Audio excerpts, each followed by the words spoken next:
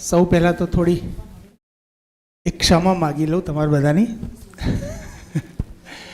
ક્ષમા એ સેન્સમાં છે કે 12 જે મિત્રો છે એમને આપણે 4 સેશન છે, 4 સેશનમાં 4 વખત એટેન્ડન્સ ભરવાનું કીધું છે, તો એનું ખોટું ના લગાડતા.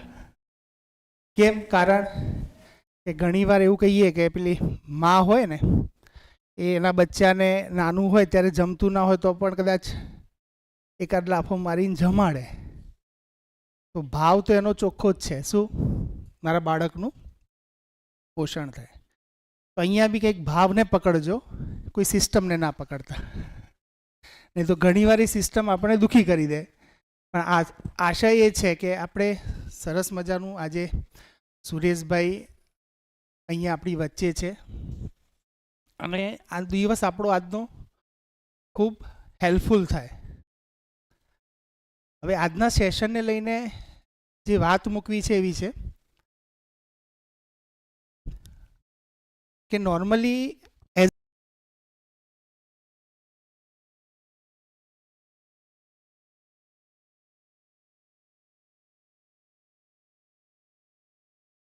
બીમારી પણ આવી જાય તો તરત દવાખાને દોડીએ છીએ, એટલે શરીરની બહુ ચિંતા તો કરીએ છીએ ને સારી જ બાબત છે. પણ જ્યારે કોઈ વ્યવહારથી દુઃખી થઈએ છીએ, કોઈ મન દુઃખ લાગે છે, કોઈ એવી ઘટનાઓ ઘટી જાય છે અને એનો જ્યારે આપણી માનસિકતા ઉપર ઘા લાગે છે ને ત્યારે એની દવા કરવા આપણે જતા નથી. અને ખરેખર શારીરિક પીડા કરતાં માનસિક પીડા મોટી છે. આપણી માનસિકતા બહુ ઇમ્પોર્ટન્ટ છે. પછી એ આપણી પ્રોફેશનલ લાઈફ હોય કે પછી આપણો પરિવાર હોય. તો અત્યાર સુધીથી મને પણ એવું લાગ્યું કે શિક્ષણમાં આ ગેપ રહી ગઈ છે. સ્કિલ પાર્ટ બહુ સરસ આપી દીધો, પણ વ્યવહારવાળો પક્ષ ખરો ને બહુ નબળો રહ્યો છે. કારણ કે જ્યારે આપણે ડિસિઝન બી લઈએ છીએ ને અત્યારે એવી રીતે છે કે માની લો કે એક છોકરાને છોકરી સાથે મેરેજ કરવા છે અને એક પરિવાર શોધે છે, તો પરિવારમાં જનરલી સુવિધા જોવે છે કે બે પરિવાર પાસે કેટલી જમીન છે, કેટલી સુવિધા છે, સુખ સગવડ છે, અને સુવિધા જોઈને સંબંધ બાંધીએ. તો કે સંબંધ બાંધ્યા પછી એ જ બે પતિ પત્ની વચ્ચે વ્યવહારની કાબિલિયત નથી, કેવી રીતે જીવા એનો કોઈ આધાર નથી અને જીવવાનો કોઈ વ્યવહારની કોઈ પ્રેક્ટિસ નથી. એના કારણે સુવિધા પક્ષ જોયો પણ વ્યવહાર પક્ષની અંદર કાચા રહી જવાય છે. માટે સમસ્યાઓ આજે પતિ પત્ની ઉપર સૌથી વધારે જોક્સ બને છે, સાસુ વહુ ઉપર સૌથી વધારે જોક્સ બને છે. આ જોક્સ બને છે એનો મતલબ કે એ સંબંધો એવા છે કે જેને લોકો ક્રિટિસાઇઝ કરી રહ્યા છે. આવી ઘણી બધી વસ્તુઓ છે. તો વ્યવહાર પક્ષને આપણે જોવો છે. આમ તો ખરેખર જોવા જઈએ તો નામ ટીચર ડેવલપમેન્ટ પ્રોગ્રામ આપ્યું છે, રિયલમાં ટીચર ડેવલપમેન્ટ કરતાં ખરેખર લાઈફ ઓરિએન્ટેડ વધારે છે. મતલબ કે આપણા લાઈફ માટેનો જ આ પ્રોગ્રામ છે. આ પ્રોગ્રામ ખરેખર કોઈ ટીચરના ડેવલપમેન્ટ માટેનો મને તો નથી જ લાગતો. કારણ કે ટીચર જ્યારે પોતાને સમજી લે ત્યારે તો સ્વાભાવિક રીતે બાકી બધું ઓકે થઈ જ જાય છે. તો ખાસ આગ્રહ છે કે આપણે આજના 4 સેશન રહેશે, એ 4 સેશન આપણે ખૂબ મન મૂકીને ભરીશું. અને આપણે બહુ સૌભાગ્યશાળી છીએ કે આપણી વચ્ચે જે સુરેશભાઈ છે એમનો નાનો પરિચય આપી દઉં.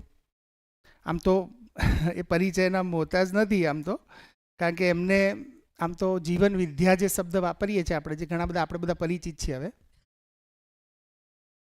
એ ગુજરાતમાં સૌથી પહેલી એન્ટ્રી એમના થ્રુ થઈ. મારું જ્યાં સુધી નોલેજ છે ત્યાં સુધી મને ખબર છે કે સુરેશભાઈ ઇન્ટરનેશનલ મેનેજમેન્ટ ટ્રેનર છે. પણ એક સૌભાગ્યની વાત એવી ઘટના ઘટી કે એ ગુજરાતમાં, આજે આખા ઇન્ડિયામાં ગુજરાતની અંદર સૌથી વધારે મિત્રો, ભાઈ બહેનો જીવન વિદ્યાના કન્ટેન્ટને સમજવા પાછળ લાગ્યા છે. આવો મારો ધ્યાન જાય છે. હવે કેટલું 99% કદાચ સાચું જ હશે કે આખા ઇન્ડિયામાં ગુજરાતની અંદર સૌથી વધારે લોકો જીવન વિદ્યાને સમજવા પાછળ લાગ્યા છે. અને એનો ખરેખર શ્રેય કહીએ અથવા એનું જે સીડ જે બીજ નાખ્યું છે ને એ આપણી સામે જે વ્યક્તિત્વ છે, જે ખૂબ પ્રેમાળ વ્યક્તિત્વ છે, વહાલું વ્યક્તિત્વ છે, અને એટલે એમના માટે ખૂબ કૃતજ્ઞતા છે. અને બીજી બહુ મહત્ત્વની વસ્તુ કહું કે અમારા ને સતીશભાઈના જીવન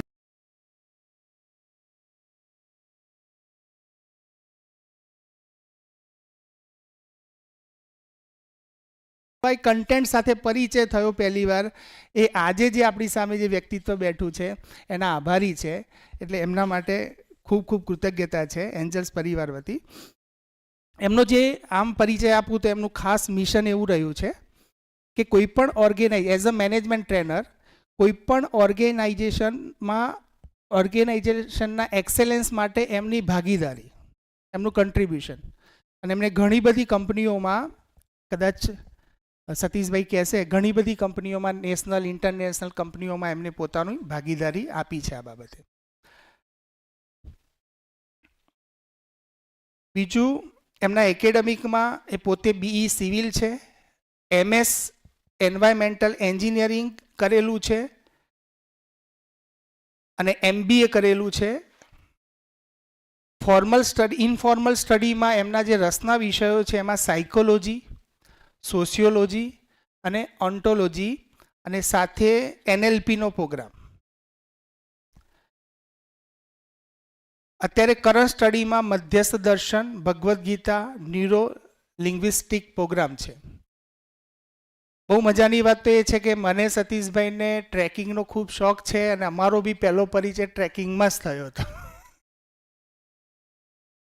એડવેન્ચરની અંદર એમને પોતે બેઝિક અને એડવાન્સ કોર્સ કર્યા છે રોક ક્લાઇમ્બિંગમાં.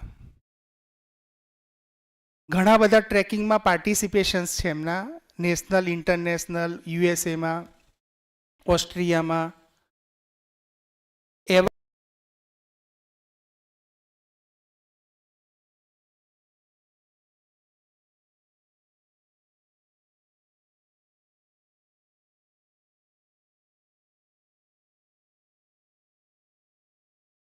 એમના એક્સપોઝરના જે કન્ટ્રીઝ છે એમાં USA, UK, Switzerland, France, Germany, Holland, Austria, Indonesia, Singapore, Belgium, Luxembourg, China, Nepal વગેરે છે. એમના ઇન્ટરેસ્ટમાં વોન્ડરિંગ ઇન નેચર,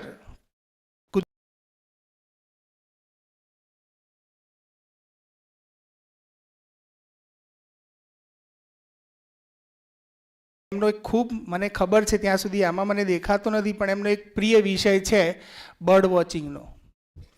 બર્ડ વિશે કદાચ અહીંયા એમની ઘણી સારી ખૂબ સારું એમનું અધ્યયન છે બર્ડ વિશેનું.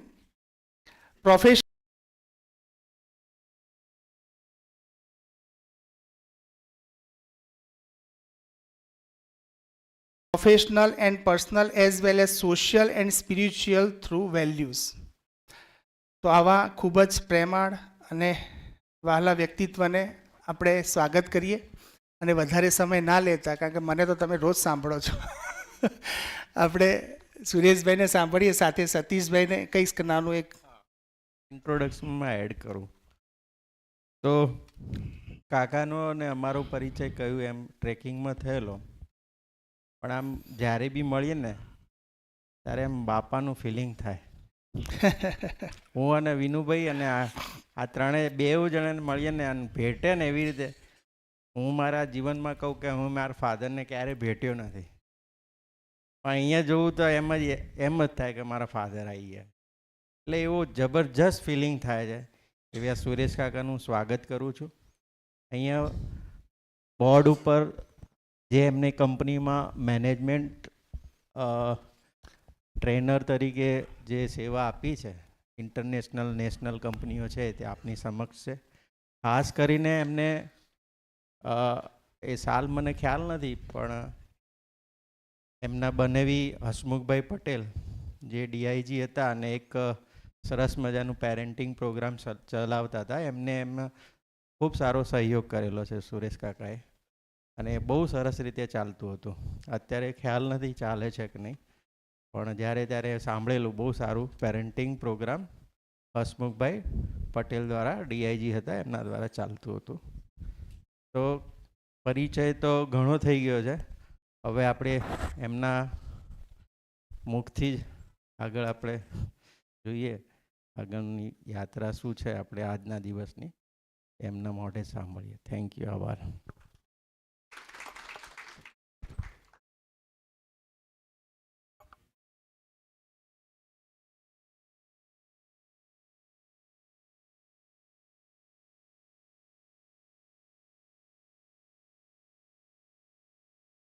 હવે આ જે સિસ્ટમ છે એમાં મારું લેવલ અત્યારે જે સેટ કરો એ આખો દિવસ એ રાખવાનું. મારી 2 શરત છે પ્રોગ્રામ ચલાવવાની. એક, માઇકવાળા ભાઈએ માઇકને હળી નહીં કરવાની.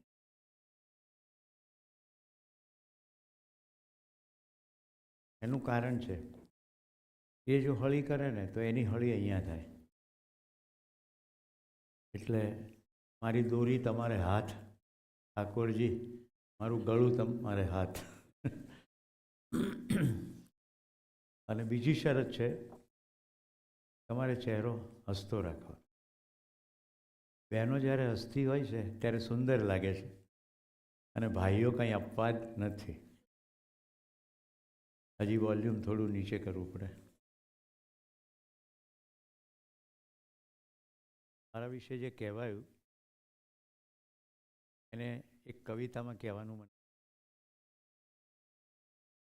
કંઈ પણ કહું પહેલાં કહી દઉં, આખો દિવસ દરમિયાન એક પણ વસ્તુ વિષયની બહાર નહીં કહું. તમે વિષયની બહાર એને લો એ પ્રશ્ન મારો નહીં.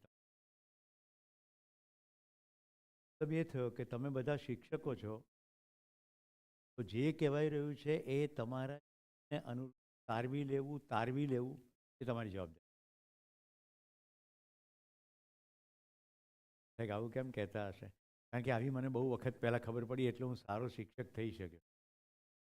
જે પણ ઘટનાઓ ઘટે, પ્રસ્તાવો આવે, બને, એ તમામ સિચ્યુએશનમાં શિક્ષકે પોતાને માટેનો તારવી લેવું પડે. તો શિક્ષક સમૃદ્ધ થાય ને, એ તો સમૃદ્ધ કેવી રીતે થાય? તમે તમારું વિષય વસ્તુનું શિક્ષકો મારફતે મેળવતા હો. શિક્ષક તરીકે, વ્યક્તિ તરીકે સમૃદ્ધ થવા માટે શિક્ષક પૂરતું નથી. જેમ કે વિજ્ઞાનનો વિષય, પ્રકાશ સંશ્લેષણ, કારણ કે એ લખ્યો જ ચોપડીમાં, વિદ્યાર્થીઓને તમે ભણાવી પણ. તમારું ચામડી પ્રકાશ સંશ્લેષણ કરી રહી છે, વિટામિન ડી સિન્થેસાઇઝ થઈ રહ્યું છે, એ તો તમારી ઇતર જ્ઞાનમાંથી મળે. છાપામાં કોઈ આર્ટિકલ વાંચ્યું, યુટ્યુબ ડૉક્ટરે કીધું કે વીકનેસ લાગે, ડીની ડેફિશિયન્સી. ક્લાસમાં જ્યારે તમે પ્રકાશ સંશ્લેષણ કેવી રીતે સમજાવો? લીલી વનસ્પતિ સૂર્યપ્રકાશની હાજરીમાં આવું જ કહેશો ને? સમૃદ્ધ શિક્ષક શું કહેશે ખબર છે? લીલી વનસ્પતિ તો પોતાનો ખોરાક બનાવે છે, પણ આ લીલી નહીં એવી વનસ્પતિ પણ ખોરાક બનાવે છે. તો એ બાળક આખી જિંદગી સુધી પ્રકાશ સંશ્લેષણનો નિયમ નહીં ભૂલે, કારણ કે જે નિયમ છે એનો જિંદગી સાથે કનેક્શન છે, પરીક્ષા સાથે જ નહીં. મારી આ વાત સમજાય છે? હા. એ કેટલાકના ચહેરા તો એવા પડેલા છે જેમ કે મેં કોઈ ખતરનાક અપરાધ કર્યો હોય, ફાંસીએ ચડતા પહેલાં મારે છેલ્લી સ્પીચ આપવાની હોય,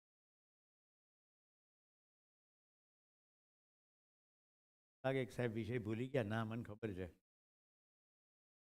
તમને કવિતા કહેવાની છે. કવિતા માટે મન તૈયાર જોઈએ.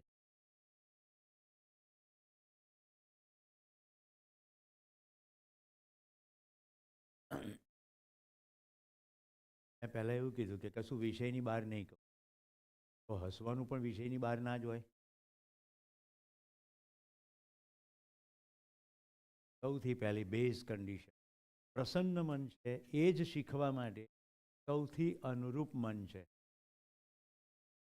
cheerful state of mind, the most. અંગ્રેજી બોલવાનો મને શોખ નથી. ક્યાંક ક્યાંક તમને અંગ્રેજી રેફરન્સ આપીશ એ તમને ખ્યાલ આવે કે આની ઉપર અગાઉ ખેડાણ થયું, ત્યારે આગળ સાચી છે.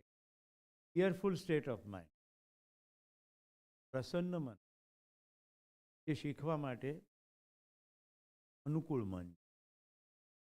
હવે કોણી ને પેટ ને આંખથી તો શીખાતું નથી, પણ આખી પ્રક્રિયા મનની છે. ત્યારથી કે એ ડાફોડિયા ક્યાં મારે,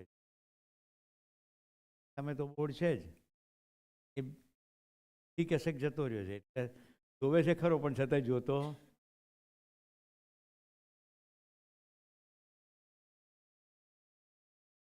ભગવદ્ ગીતામાં એમ કે છે પ્રસન્ન સર્વ દુઃખાનામ હાનિ રસ્યોપજાય. સોક્રેટિસ એમ કે છે કે હસતા હસતા સાથે કરી ના શકો. અત્યંત પ્રસન્ન ખડખડાટ રસ્તાઓ તમે કોઈને ધિક્કારી ના શકો, તમને ઈર્ષ્યા ના થાય, દ્વેષ ના થાય. તો બધા જ પાસાઓ જોઈએ, તમને એમ થાય પણ એવું શું છે કે હસીએ, લોક તો કહેવાના નથી. તો હું તમને અસ્તિત્વ વતી કેટલીક ખાતરીઓ આપું. આજના દિવસે આ ક્લાસમાં કોઈનું પણ મૃત્યુ આજના દિવસે તો નહીં જ થાય. કારણ કે આજે સવારે મેં ડાયલ કર્યો, ઉપર નીચે જ્યાં થતો હોય, ઈશ્વર અલ્લાહ આશીર્વાદ મળી ગયા કે બિંદાસ જાઓ, આજે કોઈ આજે તારા કાર્યક્રમમાં આજે ડીસામાં એક પણ આતંકવાદી પ્રવૃત્તિ નહીં થાય. ઓર્ડર બહુ નજીક. આજે બરફના કરા નહીં પડે, આજે વાવાઝોડા નહીં આવે, આજે ભૂકંપ નહીં જ આવે, એ પાક્કું. આ બધું તમને કદાચ વાહિયાત લાગતું હોય તો મને એ આવડી ગયું છે કે બોલવાનું શુભ. શુભ શું કામ બોલવાનું? કારણ કે શબ્દોમાં તાકાત છે. બીજી કેટલીક ખાતરી આપું, આ બંને ભાઈઓ એટલા ભલા છે ને કે એમને ખબર છે કે ના પાડી હતી તોય હળી કરી. પાછળ અવાજ નથી પહોંચતો તો મને કેમ મોટો મોટો લાગે? આ ડિફરન્ટ માઇકના ડિફરન્ટ લેવલ છે. સારું, તો તમે શિવાજી બસ.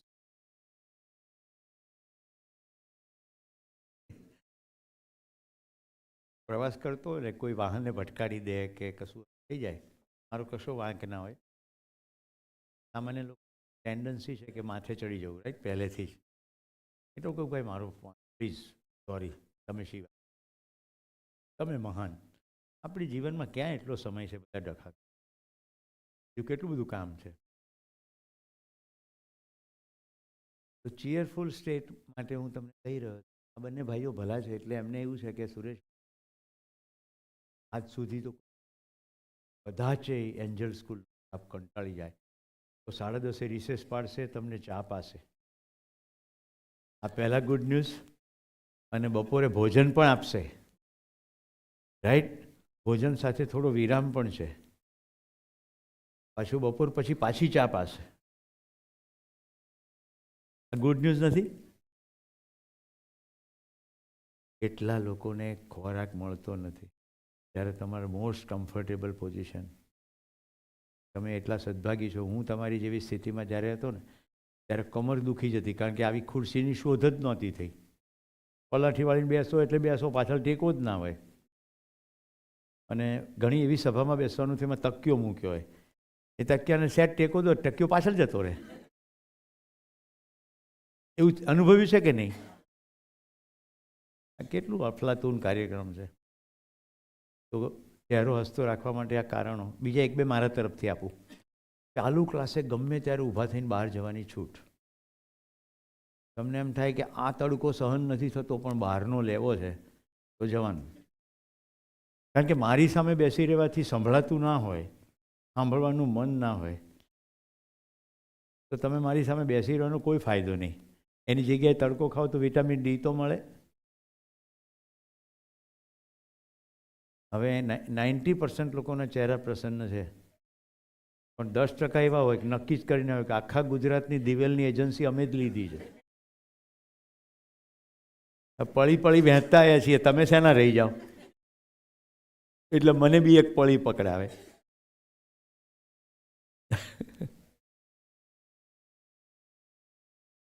હવે કવિતા કહું, હું તો બસ ફરવા આવ્યો છું. હું ક્યાં એક કામ મારું કે તમારું કરવા આવ્યો છું. હું તો બસ ફરવા આવ્યો છું. મારા માટે તો બિલકુલ સાચું જ છે આ. આખો દિવસ મારી પ્રસન્નતાની અભિવ્યક્તિ છે. મને જે મોજ પડી છે, તો ગમતું હોય તો ગુંજે ના ભરીએ, ગમતાનો કરીએ ગુલાલ. હું તો બસ ફરવા આવ્યો છું. હું ક્યાં એક કામ મારું કે તમારું કરવા આવ્યો છું.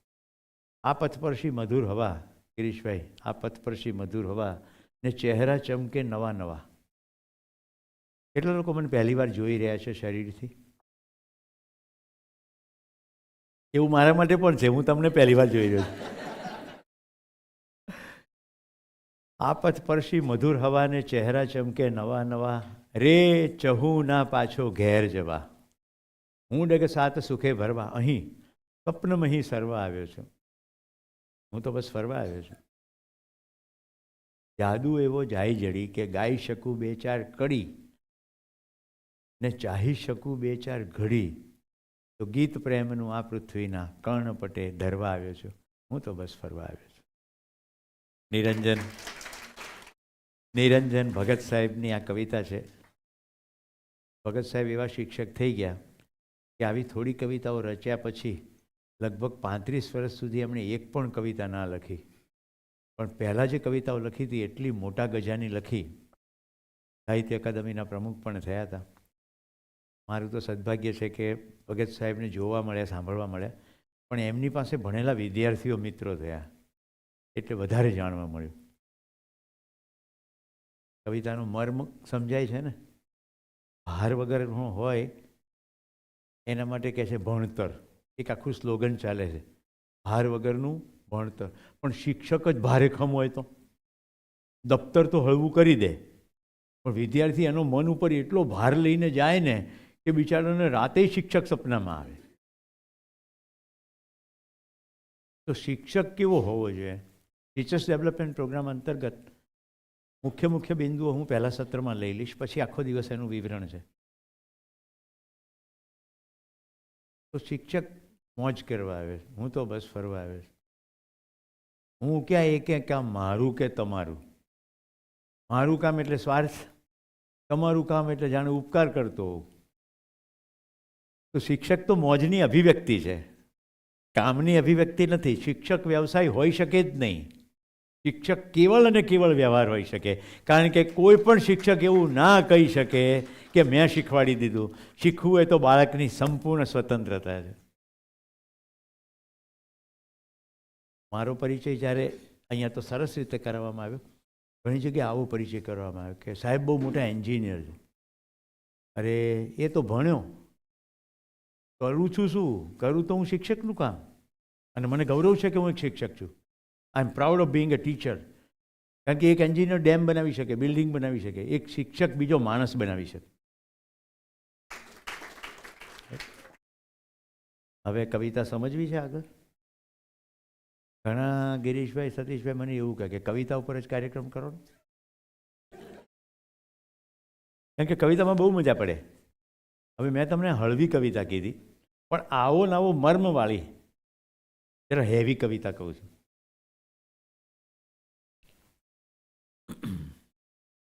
નિરુદ્દેશે સંસારે મુજ મુગ્ધ ભ્રમણ, પાંચું મલિન વેશે. કેટલી સમજણ પડી? હવે ચહેરા જરા. નિરુદ્દેશે એટલે ઉદ્દેશ વગર, સંસારે આ સંસારમાં, મુજ મારું, મુગ્ધ ભ્રમણ મોજથી ફરું છું, પાંચું એટલે ધૂળ, પાંચું મલિન વેશે.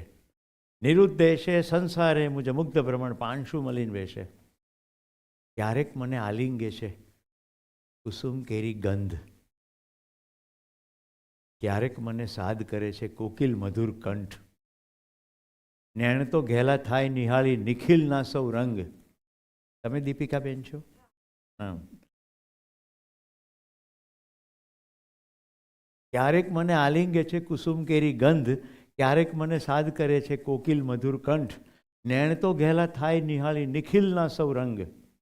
નિખિલ એટલે અખિલ નિખિલ આકાશ. મન મારું લઈ જાય ત્યાં જવું, પ્રેમના સન્નિવેશે નિરુદ્દેશે. હવે સમજાવું? કોઈ ઉદ્દેશ વગર, એટલે કોઈ મોટી ધાડ પાડવી છે એવો ભાર રાખ્યા વગર આ સંસારમાં હું મોજથી ફરું છું. ક્યારેક મને સરસ મજાની સુગંધનો સ્વાદ આવે છે, રાઈટ, કુસુમ કેરી ગંધ. ક્યારેક મને આલિંગે છે કોકિલ મધુર કંઠ, ક્યારેક હું કોયલના ટોંકા સાંભળું છું.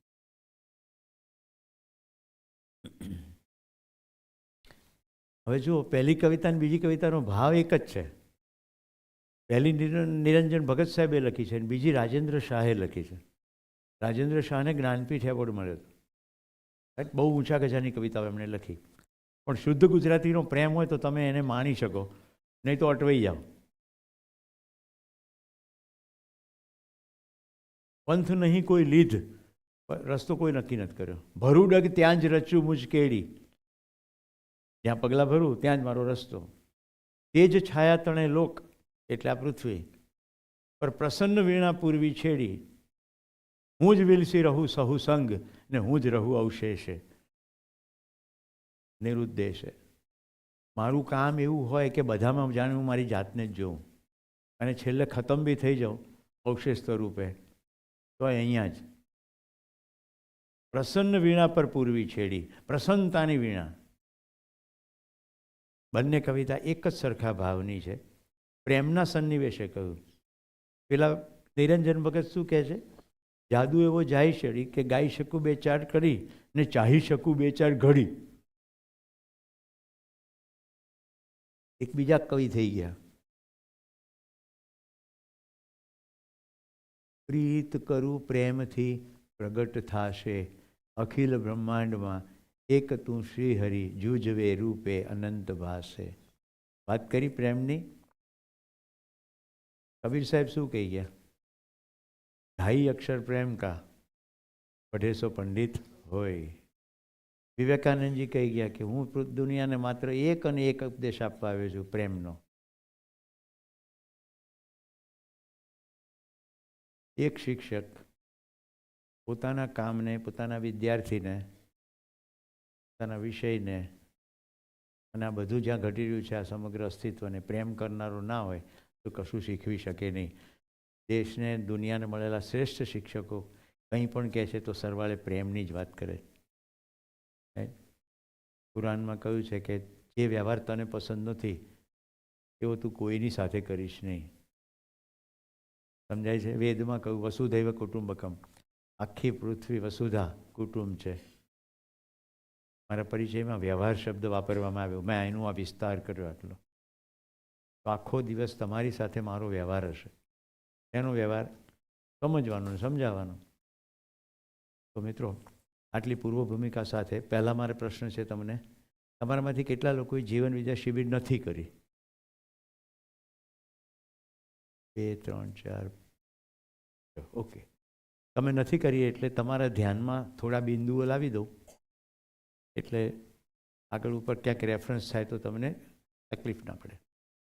સૌથી પહેલું તો જીવન વિદ્યા એ કોઈ સાંપ્રદાયિક, કોઈ હિન્દુ ધર્મનો કે કોઈ વિશેષ વ્યક્તિનો કાર્યક્રમ નથી. અસ્તિત્વમાં જે કંઈ છે જેવું સમજવાનો પ્રયત્ન છે.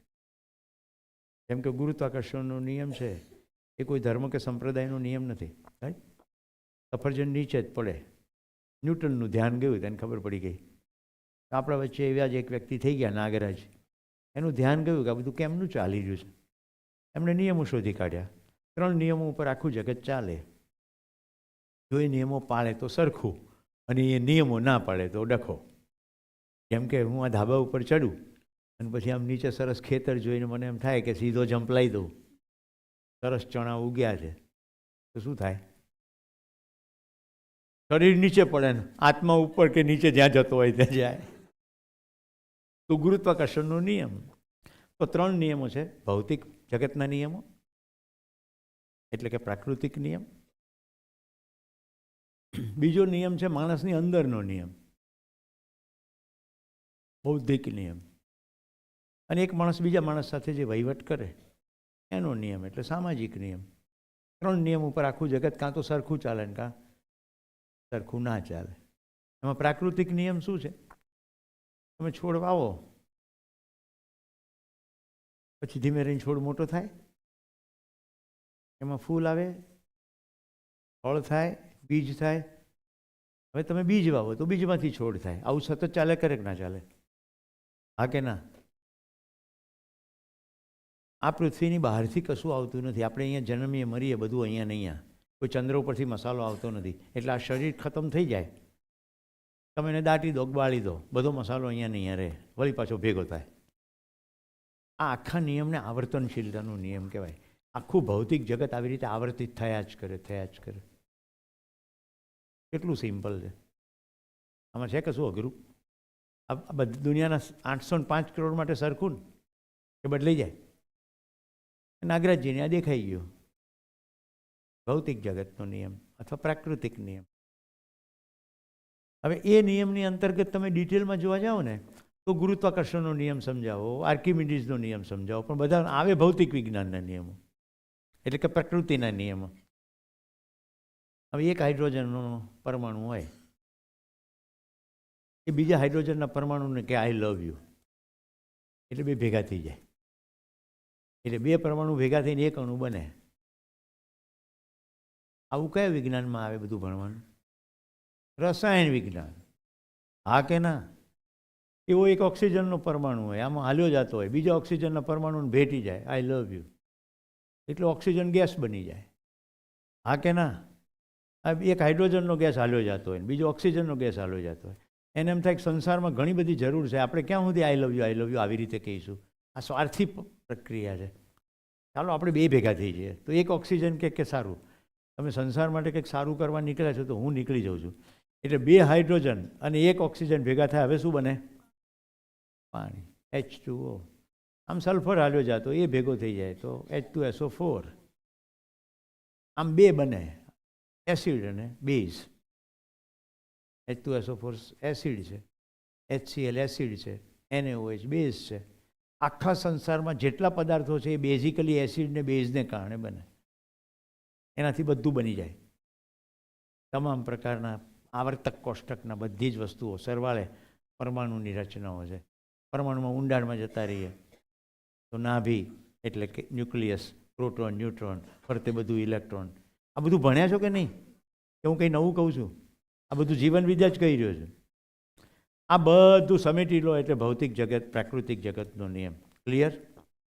પછી કોઈકને વધારે રસ પડી જાય કે આ હાઇડ્રોજન આટલું થાય પછી થાય છે શું? કે આ બધું ભેગું થઈને પછી ક્યારેક એવી ઘટના ઘટે છે કે ઓક્સિજન આવે ને જાય, આવે ને જાય, આવે ને જાય. તો કે કોષ બની ગયો. એક કોષી, લીલ, પછી બહુકોષી, પછી નાના છોડ, વેલા, મોટા મોટા ઝાડ, એટલે આખું વનસ્પતિ જગત. એટલે એક નવું વિજ્ઞાન આવી ગયું, બોટની. પણ હજી કોષો ભેગા થઈ ગયા, જરા મોટા વિકસિત શરીરો બન્યા તો પ્રાણી વિજ્ઞાન. બધું મૂળ તો પ્રાણ કોષો બધા. આનો પીરિયડ લેવા જઈએ તો સાંજ પડે. એટલે આટલું પ્રાકૃતિક નિયમ ખબર પડી ગઈ. હવે બૌદ્ધિક નિયમ. જે માણસ સંગ્રહ કરે ને એને સૌથી મોટી સમસ્યા શું થાય ખબર? ભય લાગ્યા કરે કે આ મારો સંગ્રહ કોઈ લઈ તો નહીં જાય ને. હા કે ના? અને જેટલો વધુ સંગ્રહ કરે ને એટલું મોટું તાળું લેવું પડે. એટલે ઘરની બહાર નીકળતા તાળા મારવા પડે. હવે સંગ્રહ જ ના કર્યો હોય તો તાળું મારવું પડે. તો સંગ્રહ કરો એટલે એની સાથે ભય જોડાઈ જ જાય. એ પછી બેંકની અંદર ડિપોઝિટનો સંગ્રહ કર્યો હોય, ઘરમાં સામાનનો સંગ્રહ કર્યો હોય. હું મારા પત્નીને બહુ કહું કે તું છે ને પાટણમાંથી એકવાર સહેલું લીધેલું છે, સહેલું પહેર અને જે દાગીના છે બધા ચડાય અને આજ તો ફક્કડ દાળ બનાય એમ. તો હસવા માંડે. તું હસે છે કેમ? કોકના લગ્ન હોય, કોકના લગ્ન હોય ત્યારે સહેલું પહેરવાનું, અને આપણા બેના લગ્ન થયા છે એનું કંઈ નહીં. કોકના લગ્ન હોય ત્યારે દાગીના ઠઠાડવાના 2-2.5 કલાક સુધી, અને હું આખો દિવસ અહીંયા સામે નમૂનો બેઠો છું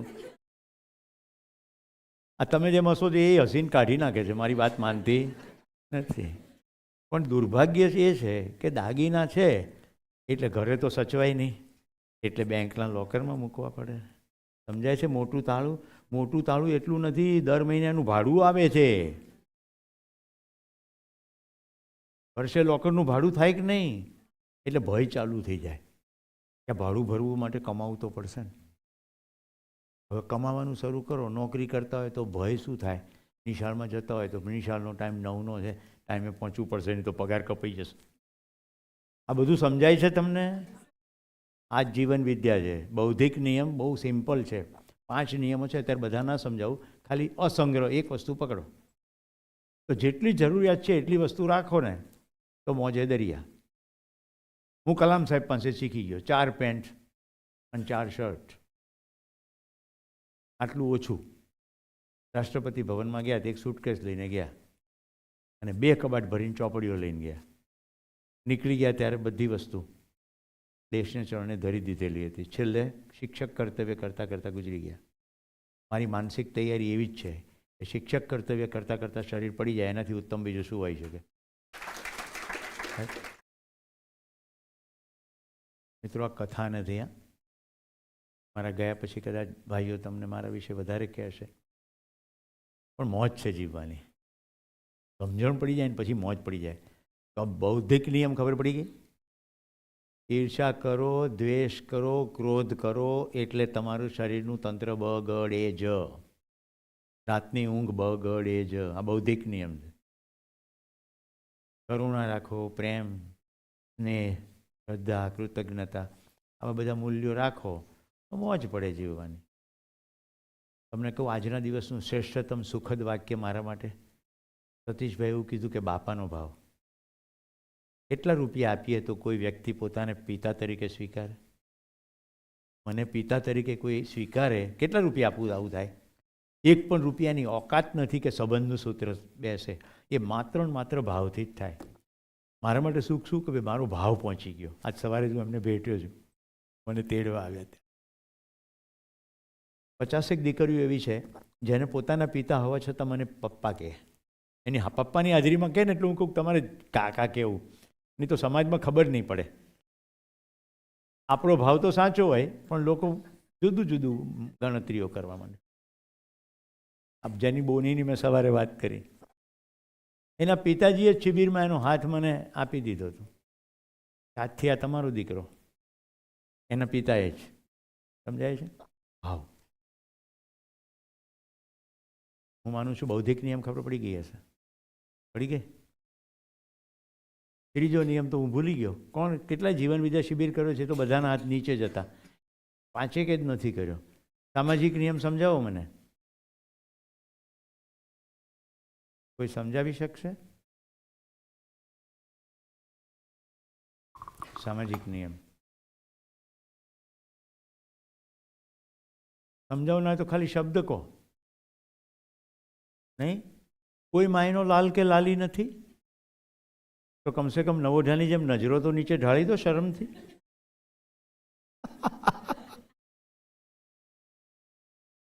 એનીવે હું જ કહી દઉં. અરે વાહ, એક લાલો છે.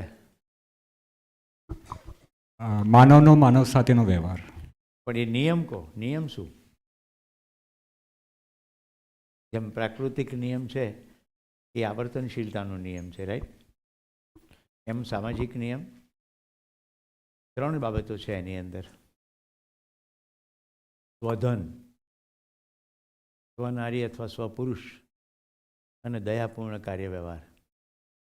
સ્વધન એટલે મહેનત કરીને લેવાય, અણહકનું લેવાય નહીં. ઇસ્લામમાં વ્યાજ ઉપર મનાઈ છે. એટલે કોઈકને પૈસા આપો એની ઉપર વ્યાજ ખાઓ એ ઇસ્લામને મંજૂર નથી. કેમ? તમે સૂક્ષ્મતમ જુઓ, શ્રમ વગરના પૈસા છે ને, મહેનત નથી કરી, ખાલી કોઈકને પૈસા આપે ને એની ઉપર વ્યાજ ખાધું, એ યોગ્ય નથી. તો સ્વધન, મહેનત કરીને કમાઓ, પુરુષાર્થ કરો. તમે એવો પુરુષાર્થ કરો કે સમાજ ખુશ થઈને તમને આપે, એને પુરસ્કાર કહેવાય. એ પણ સ્વધનમાં જ આવે. આખા સમાજ માટે કશું કર્યું, આખી દુનિયા માટે કર્યું. નોબેલ પારિતોષિક. આખી દુનિયાના સંગઠનો ભેગા થઈને તમને કશું આપે પારિતોષિક. આ બધું સ્વધનમાં આવે. સ્વનારી અથવા સ્વપુરુષ સમાજે નક્કી કરેલા નિયમ અનુસાર પતિ પત્ની સંબંધ, તો આ પણ સામાજિક નિયમમાં આવે. અને ત્રીજું, દયાપૂર્ણ કાર્ય વ્યવહાર. અન્ય સાથે દયાપૂર્ણ રીતે વર્તવું, આ સામાજિક નિયમ. સિમ્પલ છે ને, એ કોઈ ધર્મ સંપ્રદાયનો વાત. આને જીવન વિદ્યા કહેવાય. જીવન વિદ્યા 7 થી 8 દિવસનો શિબિર સોમ ત્યાગીજી નામના શિક્ષક કરે છે. હું 5 દિવસનો શિબિર કરું છું. આજે મને એક વસ્તુ કહેવાનું મન થાય છે કે બેરીશભાઈ સતીશભાઈ મારો શિબિર ગોઠવવાની કોશિશ બહુ કરી, પણ હું અહીંયા આજે જ આવી શક્યો છું. કોઈકને કોઈક સંજોગોમાં તારીખો મેચ નથી થઈ, ક્યારેક મારું સ્વાસ્થ્ય સારું નહોતું, પણ શિબિરો થતા રહ્યા. કારણ કે મૂળ ભાવ તો શિબિરનો વહેંચવાનો હતો. એટલે મારી જ એક બેન ચેતનાબેન ઝાલા, જયભાઈ પટેલ, રાઈટ, આ બધા મિત્રો આવતા રહ્યા. તમે એ લોકોના શિબિરો કર્યા છે, પણ હજી મારે શિબિર કરવા આવવું છે. મે મહિનામાં છે, તો શિબિરો એવી રીતે થતા રહ્યા. તો મિત્રો, નાગરાજજીએ જે શોધી કાઢ્યું એ દર્શનને મધ્યસ્થ દર્શન કહે છે, જેમાં શરીરનો સ્વીકાર છે, શરીરનો તિરસ્કાર નથી, અને શરીરથી પર હું કંઈક છું, રૂહ, આત્મા, સોલ, એનો શુદ્ધ તર્કબદ્ધ જવાબ છે. અને તમે પોતાનામાં નિરીક્ષણ કરીને જોઈ શકો. એ વિજ્ઞાન છે. અને પૃથ્વીના 805 કરોડમાંથી એક પણ માણસ એનો વિરોધ ના કરી શકે, કારણ કે નિયમો છે. જાતે તપાસવાના છે. નિયમ પ્રમાણે જગત ચાલે તો સુખી થાય. તો મિત્રો, આખું જીવન વિદ્યાના જે પ્રમુખ સૂત્રો છે એ તમારી આગળ મૂકી દઉં છું. આખું અસ્તિત્વ સહઅસ્તિત્વના સ્વરૂપમાં. આપણે કોઈ એકલા નથી, બધા કન્ટિન્યુઅસ એકબીજા સાથે જ છીએ. દેખાતા હોય એટલા નહીં. હું અહીંયા બેઠો છું, પણ ખેતરમાં કોઈ ખેડૂત મારા માટે કેટલી મહેનત કરે છે, ત્યારે મને રોજ શાકભાજી મળે છે, એટલા મારી સાથે સહમત છે. મતલબ કે સંબંધ તો છે જ, ભલે એને નામ ખબર નથી, પણ એના કામ થકી આપણો સંબંધ છે કે નહીં? અરે એટલું જ નહીં, એક મધમાખી અમદાવાદથી કલકત્તા સુધીનું અંતર એનું શરીર ચાલે ત્યાં સુધીમાં 8 વાર કાપે છે. એટલું મધ એકઠું કરવા માટે એટલું ટ્રાવેલ કરે છે. તો જેટલું કંઈ મારે શરીર માટે જોઈએ તેટલું બધું જ આખી પ્રકૃતિ કામે લાગે એટલે મળી જાય. તમામ પ્રકારની દાળો, તમામ પ્રકારના મસાલા, તમામ પ્રકારના ધાન્યો, તમામ પ્રકારના ફળો અને મેવાઓ, આ બધું બને છે મારા માટે, તમારા માટે. અને આમાં આખી પ્રક્રિયામાં કેટલો બધો માનવીય શ્રમ પણ છે. અસ્તિત્વ સહઅસ્તિત્વ છે. હું માખી સાથે પણ અસ્તિત્વ ધરાવું છું, આ વાદળાઓ સાથે પણ અસ્તિત્વ ધરાવું છું, જમીન સાથે પણ, પ્રાણીઓ સાથે પણ. વર્ષો પહેલાં એક શિક્ષક તરીકે મને એક સરસ કાર્યક્રમમાં ભાગ લેવાની તક મળી. દૂન સ્કૂલ જાણો છો ને બધા? દૂન, દહેરાદૂનમાં આવેલી, જેમાં બધા મોટા મોટા રાજનેતાઓ ભણ્યા છે. વિયેતનામના એક સાધુ થિક નાટ હાન, એમણે દેશના 150 શિક્ષકોને બોલાવે. એમાં મારો નંબર લાગી ગયો. હવે થિક નાટ હાનને કેટલા ઓળખે છે?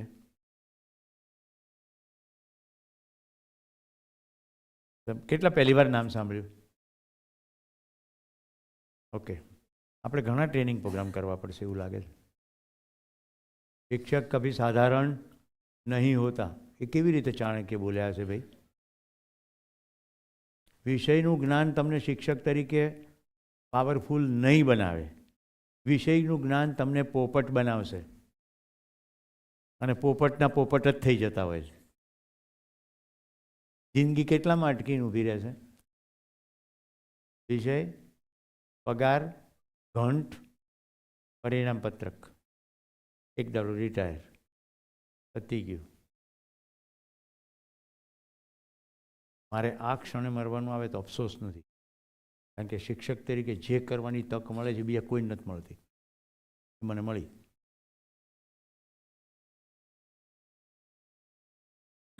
થિક નાટ હાન એટલે એવા સાધુ કે અમેરિકા અને વિયેતનામ વચ્ચે જ્યારે યુદ્ધ થયું, તમે નકશો ખોલીને જોશો તો વિયેતનામ ક્યાં છે અને અમેરિકા ક્યાં છે. સામસામા મિસાઇલના મારા ચાલુ થયા તો વિયેતનામના આ સાધુએ કીધું કે આપણે તો બુદ્ધના રસ્તે ચાલવાવાળા લોકો છીએ, અમેરિકા તો ગાંડું થયું છે, આપણે કોઈ પણ રીતે સમાધાન કરો ને યુદ્ધ બંધ કરો. તો વિયેતનામની સરકારે એને દેશ નિકાલ કરી નાખી, કારણ કે એનું યુદ્ધનું માનસ હતું. ફ્રાન્સે એમને આવકારી લીધા, આવતારો અહીંયા રાજ્યાશ્રય આપ્યો. એમણે આખી જિંદગી કોઈ બુદ્ધના ઉપદેશો નથી આપ્યા, સીધું માનવ જીવન કેટલું સરસ રીતે જીવી શકાય એની પર મોટું કામ કર્યું. એમાંનું એક શબ્દ બહુ ફેમસ થયો એમની સાથે, માઇન્ડફુલનેસ. તમે જે કંઈ કરો હોશપૂર્વક કરો. તો કુદરતમાં એ વ્યવસ્થા છે કે હોશપૂર્વક કરો એટલે બધું સરખું જ થાય. જેમ કે તમને ગુસ્સો આવે અને હોશપૂર્વક ગુસ્સો કરો તો પછી ગુસ્સો બંધ થઈ જાય, કારણ કે ખબર પડે કે આ તો ખોટું ખોટું ટેમ્પરેચર વધે છે, એ પ્રોબ્લેમ તો સોલ્વ થતા નથી. ક્રોધ આપની અક્ષમતા કા પ્રદર્શન है. ક્ષમતાવાળો માણસ ગુસ્સો ના કરે, સમજાવે. હજી વધુ ક્ષમતાવાળા માણસને ખબર પડે કે બધા સમજી જ શકે છે. જે લોકો અધ્યયનમાં છે એને મારા બિંદુઓ તરત પકડાતા હશે. બધા જીવન વિદ્યાના સૂત્રો જ છે.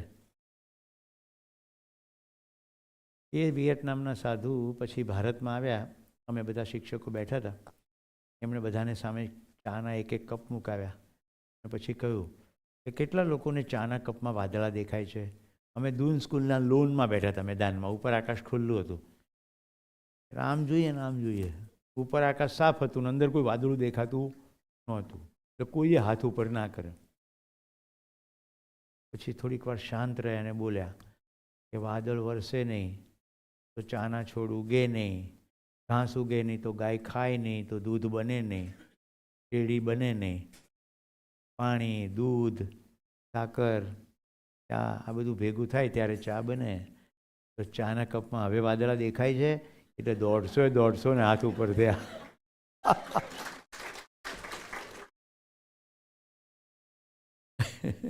આને કહેવાય માઇન્ડફુલનેસ. મેં એમની સાથે 3 દિવસ ગાળ્યા. સૂત્ર ઉપર આવી જઈએ પાછા. પહેલું સૂત્ર છે અસ્તિત્વ સહઅસ્તિત્વ છે, બધું કો એક્ઝિસ્ટ કરે. આવી ખબર પડી જાય ને તો શું થાય ખબર છે? મોજે દરિયા. તમે ખેતર જુઓ ને રાજી રાજી થઈ જાઓ કે મારા કોઈ પ્રયત્ન વગર મારા માટે ખોરાક તૈયાર થઈ રહ્યો છે. માખી, પતંગિયા, ફૂદા બધા કામ કરે છે, પૃથ્વી કામ કરી રહી છે, વરસાદ કામ કરે છે, મારે જ ખાલી જોવાનું. માણસ ભાળી અમથું અમથું આપણું ફોરે વાલ, નોટને સિક્કા નાખ નદીમાં, ધૂળીએ મારક ચાલ, ઉપરવાળી બેંક બેઠી છે આપણી માલા માલ, આજનું ખાણું આજ આપે ને કાલની વાતો કાલ. મકરંદ દવે. એટલાને એવો ખ્યાલ આવે છે કે હું અત્યારે પૂર્ણ ખુશીમાં છું, હું મારી પ્રસન્નતા વ્યક્ત કરી રહ્યો છું. જેને આ ખ્યાલ નથી આવતો એમના શટર બંધ છે.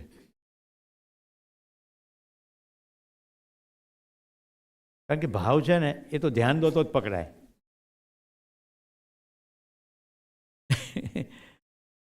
વાત ઉપર પાછા આવી જઈએ. અસ્તિત્વ સહઅસ્તિત્વ છે, ખબર પડી ગઈ.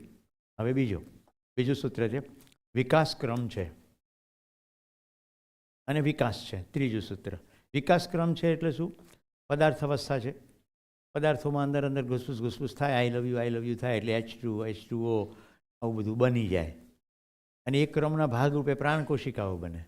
એમાં નાના નાના લીલ જેવા કશુંક આવ્યું. મને એમ કે થાળીમાં સફરજન આવ્યા. આને કહેવાય માન્યતા. પછી કોઈ તો કાળા રંગનું પાકીટ છે, આ તો સુરેશ પટેલ લાવેલા તે જ છે. મને તો ખબર જ છે પણ તમારું ધ્યાન દોરી રહ્યો છું. વિકાસ ક્રમ છે એ દેખાય છે, માન્યતા છે નહીં. તો વનસ્પતિને બધું જ વિકાસ દેખાઈ રહ્યો છે. લીલ પણ છે, ગુલાબનો છોડ પણ છે, તરુનું ક્ષુપ પણ છે અને વડનું ઝાડ પણ છે. એટલે આ વિકાસના ક્રમમાં આ બધું જ છે. વિકસી પણ રહ્યું છે અને સ્થિર પણ છે. લીમડો છે અને છે. લીમડાનું ઝાડ મરી જાય પણ લીમડો મરતો નથી. કેમ? લીમડામાં લીંબોળી થાય, વળી પાછી લીંબોળીમાંથી લીમડાનું ઝાડ બની જાય. આવું થઈ રહ્યું છે કે નહીં? વિકાસ ક્રમ છે અને વિકાસ પણ છે. મતલબ કે જે બની ગયું તે છે ને છે. ત્રીજું છે, એટલે 1, 2, 3, ચોથું કે પાંચમું જે આવતું જાગૃતિ ક્રમ છે. જાગૃતિ ક્રમ છે એટલે શું? માણસ વધુ ને વધુ સમજદાર થતો જાય છે. આખી માનવજાત જુઓ તો યુદ્ધ પણ છે અને સાથે સાથે યુદ્ધનો વિરુદ્ધનું વલણ પણ છે. તમારા પછી કોઈને યુદ્ધ પસંદ છે? ટ્રમ્પ અને મોદીને બેસાડી દઈએ તો કદાચ એમને યુદ્ધ પસંદ હોય, પણ આપણને ઇન્ડિવિજ્યુઅલ વ્યક્તિને યુદ્ધ પસંદ. રાજનેતાઓને અંગત માન્યતાઓને કારણે એમને યુદ્ધ ગમતું હોય, એવું બની શકે. પણ આખી માનવજાતને જોવા જાઓ અને આમ સર્વે કરો તો યુદ્ધ પસંદ નથી. તો એક વ્યક્તિને કે થોડા જૂથોને યુદ્ધ ગમે. હું તો આર્મીના જવાનો સાથે પણ રહ્યો છું. મારે જવાનું થયું ચાઇના બોર્ડર એટલે સિક્કિમ. સિક્કિમમાં એક કેપ્ટનને મળ્યા અને હું જવાનો માટે કામ કરું એટલે અમે ચા પીવા સાથે ઊભા રહ્યા. એમણે જ મને આગ્રહ કરીને ચા પીવડાવી. તો મેં કીધું આટલું બરફ, આટલી તોડી નાખી એવી ટાઢ, યુદ્ધ તો છે નહીં, તો તમે શું કરો? તો કે અમે ચાઇનાવાળાની સાથે ચા પીએ. મને બહુ રસ પડી ગયો. એ કેમ? કે એ માણસ છે ને, એ માણસનો ભૂખ્યો જ હોય. આટલો બરફ સિવાય કશું જ નહીં તો માણસ જ ગમે, બીજું કશું ગમે નહીં. તો રોજ તો લડવાનું છે નહીં. જે દિવસે યુદ્ધ ડિક્લેર થાય તે દિવસે દુશ્મનાવટ, ત્યાં સુધી કોઈ દુશ્મનાવટ નહીં. હું તમને રેકમેન્ડ કરું છું એક ફિલ્મ જોવાનું, ક્યાં દિલ્હી ક્યાં લાહોર ફિલ્મનું નામ છે. ક્યાં દિલ્હી ક્યાં લાહોર. ભારત અને પાકિસ્તાનના એક સૈનિક આમને સામને આવી જાય છે યુદ્ધની પરિસ્થિતિ વખતે. હવે 2 જ જણા છે, ઓકે, અને 2 બાજુ કોઈ સપોર્ટ નથી. એટલું નિશ્ચિત છે કે જેની ગોળી ચાલી જાય અને બીજો મરી જાય તો પેલો બચે. હવે પાકિસ્તાનનો સૈનિક છે એ કોઈક મોટું ડબ્બા જેવી વસ્તુની પછવાડે સંતાઈ જાય છે અને ભારતીય સૈનિક છે એ ચોકીની અંદર છે. હવે ચોકી લાકડાની જ છે એટલે પાકિસ્તાની સૈનિક જેટલી ગોળીઓ મારે ને એટલી ગોળીઓ લાકડાની આરપાર વીંધીને અંદર જાય. પછી સરવાળે બંને ગોળીઓ બંધ કરે અને ભારતીય સૈનિક પોતાની ચોકીમાં બટેટા બાફે છે. ભૂખ લાગી, બારી ખોલીને પેલો જ્યાં સંતાયો છે ને ત્યાં ફેંકે છે અને બોલે છે, તુજે ભી તો ભૂખ લગી હોગી. હું એ અત્યારે રોમાંચિત થાઉં છું ને ત્યારે હું રડી પડ્યો હતો. મેં કીધું કેટલું ગજબનાક માનવીય તત્વ છે. ઇન્ડિવિજ્યુઅલ દુશ્મનાવટ કશી જ નથી, પણ બંને પોતપોતાની ફરજો નિભાવી રહ્યા છે. તુજે ભી તો ભૂખ લગી હોગી.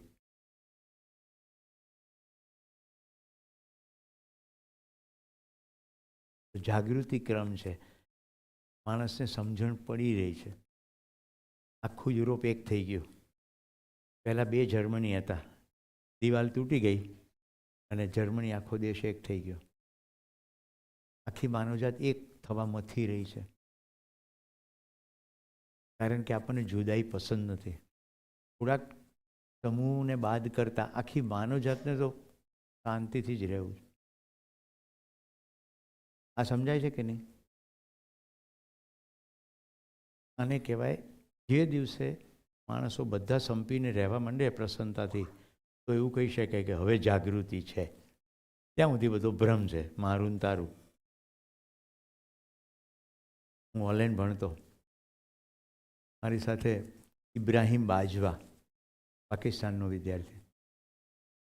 અમે લોકો સાર્ક દેશોના બધા મિત્રો થઈ ગયા. તમને કદાચ આશ્ચર્ય નહીં થાય, ભારતની બહાર ભારતીયો અને પાકિસ્તાનીઓ સૌથી ઘનિષ્ઠ મિત્રો હોય છે. અહીંયા આપણને એવું લાગે કે દુશ્મન છે. હું સ્પષ્ટપણે કહું છું, પાકિસ્તાન આપણો દુશ્મન નથી, ભાઈ છે.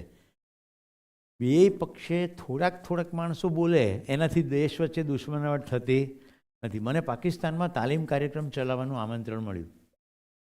હવે જેમ સતીશભાઈએ આમંત્રણ આપ્યું, તારીખો નહોતી, એ મારી તારીખો સેટ ના થઈ. અમારા બધાના વ્યવસાય કેવા છે, 2-3 મહિના પહેલાં તારીખો નક્કી થઈ જાય. એ લોકો 1 અઠવાડિયા પહેલાં કહે કે તમે આવો તો ના જઈ શકીએ. તો મારા એક મિત્ર કમલભાઈ ડાબાવાલા નડિયાદમાં રહે છે, એમને તારીખો સેટ થતી હતી તો એ ગયા. કમલભાઈએ આવીને મને કહ્યું કે ભારતમાં મને જેટલો પ્રેમ મળે છે ને, આદર મળે છે, એના કરતાં 10 ગણો મને પાકિસ્તાનમાં મળ્યો. મને લાગ્યું કે બધા ભૂખ્યા લોકો છે. આમ લીટી દોરવાથી કંઈ દુશ્મનાવટ થોડી થઈ જાય. સમજાય છે હું જે કહી રહ્યો છું? અમન કે આશા નામનો કાર્યક્રમ ચાલે છે, 2 દેશો એક થાય એના માટેનો. ઇબ્રાહિમ બાજવા મારી સાથે ભણતો હતો, એ પણ એન્જિનિયર અને હું પણ બેકગ્રાઉન્ડથી એન્જિનિયર. એને ત્યાં ગયા પછી એન્જિનિયરિંગ છોડી દીધું અને જેમ આપણે યુપીએસસીની મદદથી આઈએએસ થવાય એમ ત્યાં પણ પાકિસ્તાની એડમિનિસ્ટ્રેટિવ સર્વિસીસ છે, એમાં પરીક્ષા થઈને એ ત્યાંનો એડમિનિસ્ટ્રેટિવ ઓફિસર થઈ ગયો. એટલે એની ટ્રાન્સફર ઇસ્લામાબાદમાં થઈ. એટલે જેવી ઇસ્લામાબાદમાં થઈને મને કે સુરેશ મારી પાસે હવે પાવર આવી ગયો છે, હું તને 24 કલાકમાં વિઝા અપાઈ દઉં. પાકિસ્તાનનું વિઝા માટે તમારે 2 મહિના રાહ જોવી પડે. હવે મને કહો, ઇબ્રાહિમ દુશ્મન છે? દોસ્ત છે. 2 પ્રજા ક્યારેય દુશ્મન હોતી જ નથી. તો મિત્રો, જ્યારે આખી માનવજાત એવું સમજી જાય કે આપણે સંપીને પ્રેમથી રહેવાનું છે, એ સ્થિતિનું નામ છે જાગૃતિ. ત્યાં સુધી શેનો ભ્રમ છે અને શેની ઊંઘ છે? હું ભારતીય છું, તું પાકિસ્તાની છે, હું પુરુષ છું, તું સ્ત્રી છે, હું પૈસાવાળો છું, તું પૈસા વગરનો છે, હું ડૉક્ટર છું, તું એન્જિનિયર છે. આ બધા જ ભ્રમ છે. તમારી ને મારી વચ્ચેનું કોમન તત્વ, તમે માણસ છો અને હુંય માણસ. તમારે કદાચ સ્ત્રીનું શરીર છે, મારે પુરુષનું શરીર છે. કદાચ મારી ઉંમર તમારાથી મોટી છે, તમારા પૈકી કોઈક મારાથી મોટું હોઈ પણ શકે. ઉંમર, શરીર નહીં. આમાં કોઈ પોતાનું ઘરડું માને? બધા મનથી તો નાના જ હોય છે, પણ કેટલા ઘરડાના ધાબળા ઉઠી લે, હું એ કરે છે. મણિનગર, અમદાવાદ, જય હિન્દ સ્કૂલ, હું મારી બાલ્યાવસ્થામાં પહોંચી ગયો છું. ધોરણ 1, 2, 3 ભણ્યો ત્યાં. ટીચર આવીને કે અદબ પલાઠી મોં પર આંગળી. અદબ એટલે ઊભું નહીં થવાનું, આમ સંકેલી જવાનું. પલાઠી વાળી દીધી, મોં પર આંગળી, પૂછવાનું નહીં. મારા સદભાગ્ય મારા બાપાએ 3જા ધોરણમાં ત્યાંથી ઉઠાડી લીધો, નહીં તો મારી શું હાલત થઈ હોત. આવા ટીચર હોય, અદબ પલાઠી મોં પર આંગળી. પ્રશ્ન પૂછવાનો નહીં. જ્યારે કે જીવન વિજય એવું કહે છે કે પ્રત્યેક બાલક જન્મ સે जिज्ञासु, सत्यवक्ता और न्याय का याचक होता है. દરેક બાળક જન્મથી જિજ્ઞાસુ જ હોય છે, સાચું જ બોલે. એની માં શીખવાડે, કહી દે તાર બાપા ઘરે નથી ફોનમાં, એટલે છોકરું શીખી જાય કે આવી રીતે બોલાય. એને હજી સાચા જૂઠાની ખબર નથી. એને શું શીખે ખબર? હોય છતાં ના હોય એવું કહેવાય. એટલે મોટો થઈ જાય ને એટલે એની અંદર જે બેસી જાય એને ભ્રમ કહેવાય. જે છે એને ના માને. જીવન બીજું કશું નથી. જે છે જે છે એને જેવું છે તેવું સમજવાનો પ્રયત્ન. એટલું સત્ય સિમ્પલ છે. એ અઘરું દીપિકાબેન? આ સત્ય છે. એ લીમડો છે, તમને ના ગમતો હોય તમારો પ્રોબ્લેમ છે. લીમડો છે, વડનું ઝાડેય છે અને ભીંડોય છે. મને તમારા આચાર્ય સાહેબે 2 બી આપ્યા, 2, બંનેનો સેમ આકાર, 2નો સેમ રંગ. રાઈટ? મેં કીધું અરે વાહ, આમાંથી તો મોટું ઝાડ થશે. તો આચાર્ય મંદ હસવા માંડ્યા. એકની મેં કીધું 2 ઝાડ થશે. મને કે સુરેશભાઈ ભ્રમ છે. શું ભ્રમ છે? એક ભીંડાનું બી છે, અરે એક રાઈનું બી છે અને એક વડનું બી છે. વડનું ઝાડ થશે, 1000 વર્ષ જીવશે. રાઈનો છોડ થશે 6 મહિનામાં પૂરો. આંખોથી જે દેખાય છે તે સાચું હોય નહીં, એની અંદર જે નિહિત ડિઝાઇન છે એ સાચી છે. તો આંખોથી ઘણા ભ્રમ થાય, કાનથી ઘણા ભ્રમ થાય. આપણી તાકાત છે જાણવાની. જીવન વિધે એવું કહે છે કે જિંદગી માનીને ચાલશો તો દુઃખ જ દુઃખ છે, જાણીને ચાલશો તો મોજે મોજ છે. તો જાણવું, કેવી રીતે જાણવું ભાઈ? બીજા ગમે તે કહેતા હોય પોતાને પૂછો. બીજા ગમે તે કહેતા હોય પોતાને પૂછો. પહેલો ડાયમેન્શન છે નિરીક્ષણ, સ્વયંમાં નિરીક્ષણ. પછી એમ થાય કે મારું નિરીક્ષણ ખોટું પણ હોઈ શકે, માન્યતા પણ હોઈ શકે, તો બીજાને પૂછો. પોતાને પૂછ્યા પછી બીજાને પૂછો. એને કહેવાય સાથીમાં પરીક્ષણ. પછી એમ થાય કે 2 હંપી જઈને ખોટું બોલતા હોય તો સાદો પ્રશ્ન પૂછો કે આ મુદ્દો પૃથ્વીના 805 કરોડ માણસને સ્વીકાર્ય થશે ખરો? એને કહેવાય સર્વેક્ષણ. તો જાણવાની પ્રક્રિયા આટલી સિમ્પલ છે. નિરીક્ષણ, પરીક્ષણ સર્વેક્ષણ. તો જાણી શકાય અને બધા જાણી શકે છે. આજ સુધી નિશાળની અંદર કશું થયું હોય તો જાણવાનો જ કાર્યક્રમ થયો છે, પણ આપણું જાણવાનું ક્ષેત્ર બહુ સીમિત રહ્યું. નિશાળો મોટા ભાગે બાળકોને જણાવવાનું લક્ષ્ય નોકરી બતાવે છે. પ્રકાશ સંશ્લેષણનો નિયમ જાણવાનો, પણ એનું લક્ષ્ય શું છે? નોકરી. કેવી રીતે મળશે? તો કે સારું ભણશો એટલે. સારું ભણવું એટલે શું? તો કે દર વર્ષે સારા માર્ક લાવવા. તો દરેક ધોરણ, માર્ક, સરવાળે નોકરી કે ધંધો. તકલીફ શું થઈ ગઈ? જિંદગી ઉડી ગઈ આમાંથી. જિંદગીનો માત્ર એક કમ્પોનન્ટ રહ્યો, નોકરી અથવા ધંધો. શેના માટે? તો કે પૈસા માટે. પૈસા શેના માટે જોઈએ? ખાવા પીવા માટે. એવું કદી જાણવાની કોશિશ જ ના કરી કે બે ભોજનની વચ્ચેની ખાલી જગ્યામાં શું? મિત્રો મને જવાબ આપો મનોમન. શું ખાઈએ, કેટલું ખાઈએ ને ક્યાં ખાઈએ તો બે ભોજન વચ્ચે મન શાંત રહે? કઈ કંપનીનો ફોન, કયું મોડેલ લઈએ કે ફોનમાં મીઠી સંવાદિતાની વાત થાય? કઈ કંપનીનું કેટલા ડિગ્રી એસી રાખીએ કે ઘરમાં શાંતિ રહે, ટાઢક રહે, હળવાશ રહે? સમજાય છે મારા મર્મ? 7 સોનાનું ખાઓ પણ પતિ પત્ની કે બાળકો સાથે ડખો થયો હોય તો મનમાં શાંતિ રહે નહીં. ગમે એવો મોડલ એપલનું 51 નંબરનું લો ને, પણ સમજણ ના પડતી હોય તો વાત કરવાથી ખબર પડે નહીં. સમજવાની આખી પ્રક્રિયા સ્વયં કેન્દ્રિત છે. વ્યક્તિ ધ્યાન આપે તો સમજી શકે. મારી શિક્ષક તરીકેની હળવાશનું કારણ એ જ છે કે હું મારું બેસ્ટ કામ કરીશ. હું સાંજે એન્જલ સ્કૂલમાંથી જ્યારે જઈશ, અત્યારથી જ મને ખબર છે હું સંતોષ રીતે જઈશ. કારણ કે મારે કેવી રીતે વર્તવું હોય તો મારા નિયંત્રણમાં છે. તમે હસતો ચહેરો રાખો તોય ભલે, ના રાખો તોય ભલે. जीवन विद्याનું એક સુંદર સૂત્ર છે, दूसरों की अयोग्यता से प्रभावित होना मेरी अयोग्यता है. મને મારું કર્તવ્ય ખબર પડી ગઈ. હું ડીસા પ્રત્યે અત્યંત કૃતજ્ઞ છું અને મારી સફળ શિક્ષક થવા પાછળ એક વ્યક્તિની મોટી ભૂમિકા છે અને હમણાં આવવાના હતા પછી આવ્યા નથી, આપણા ડૉક્ટર નવીન કાકા. મેં જ્યારે કારકિર્દી શરૂ કરી શિક્ષક તરીકેની, એન્જિનિયરિંગ છોડી દીધું, તો મેં કાકાને કીધું, કાકા હું કોશિશ બહુ કરું છું, ક્લાસમાં નીચું વહી જાઉં છું, ખાતો પણ નહીં એ દિવસોમાં. હું સવારે ખાલી પેટ આવું, બપોરે જમું જ નહીં. કેમ? કારણ કે બોલવાની મજા આવે. પેટ ભરેલું હોય તો બોલવાની મજા ના આવે. પણ લોકો તો બધા સમજતા નથી. તેમણે મને ભગવાન બુદ્ધની એક વાર્તા કીધી. આનંદ ભગવાન બુદ્ધને કહે છે કે હું ઉપદેશ તો બહુ આપું છું પણ બધા એ લોકો રસ્તે ચાલતા નથી. તો બુદ્ધ કહે છે કે તારું કામ શિક્ષક તરીકે બીજ વેરવાનું છે. જો પથ્થર ઉપર પડશે તો પક્ષી એને ખાઈ જશે, જમીન ઉપર પડશે બીજ તો કીડા ખાઈ જશે.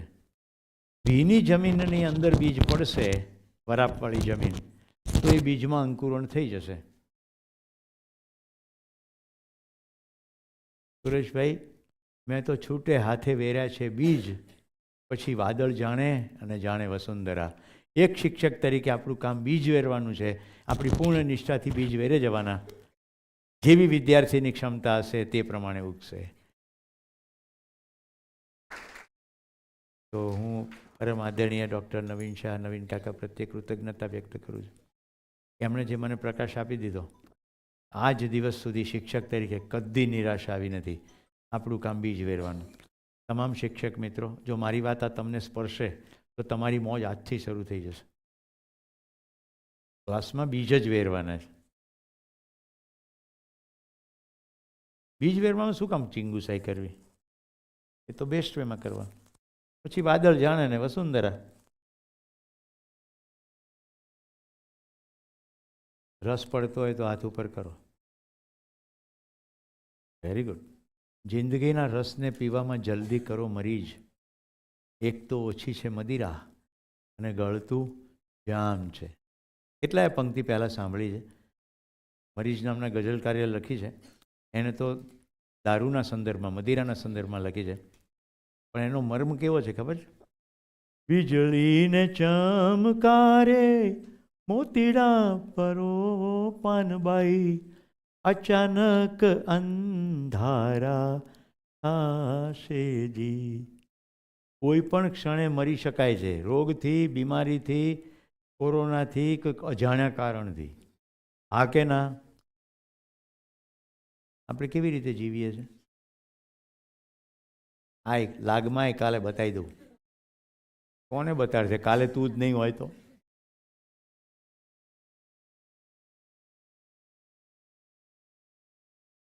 એક શિક્ષક બીજ વેરવાની શ્રેષ્ઠ પ્રવૃત્તિ તો જ કરી શકે જો એને એ ખબર હોય કે મારી પાસે આ જ મિનિટ છે.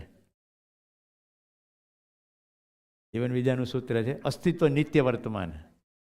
કોઈ ભૂતકાળ નથી, ભવિષ્યકાળ નથી. જેટલો ભૂતકાળ કહીએ છીએ બધી અગાઉ ઘટેલી ઘટનાની સ્મૃતિ છે જે હમણાં જ છે. ગઈકાલે સાંજે મેં મખાના ખાધા, એ મને અત્યારે યાદ આવ્યું. તો ભૂતકાળ છે ખરો?